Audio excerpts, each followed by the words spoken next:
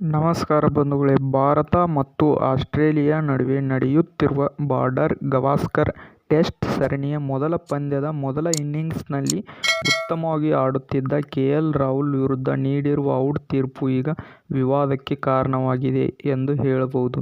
ಈ ಪಂದ್ಯದಲ್ಲಿ team India batting ವೈಫಲ್ಯಕ್ಕೆ ಒಳಗಾದಾಗ ಕೆಎಲ್ ರಾಹುಲ್ ಆರಂಭಿಕವಾಗಿ ಕಣಕ್ಕಿಳಿದು ಉತ್ತಮವಾಗಿ ಬ್ಯಾಟಿಂಗ್ ಆಡುತ್ತಿದ್ದರು ಎಂದು ಹೇಳಬಹುದು. ಆದರೆ ಅವರ ವಿರುದ್ಧ ನೀಡಿರುವ ತೀರ್ಪು ವಿವಾದಕ್ಕೆ ಕಾರಣವಾಗಿದೆ. ಬಾಲ್ ಬ್ಯಾಟ್ ಅಥವಾ ಪ್ಯಾಡ್ಗೆ ತಾಕಿದೆಯೇ ಎಂದು ಸ್ಪಷ್ಟವಾಗದೇ ಇದ್ದರೂ ಅಂಪೈರ್ ಔಟ್ ತೀರ್ಪು ನೀಡಿದರು.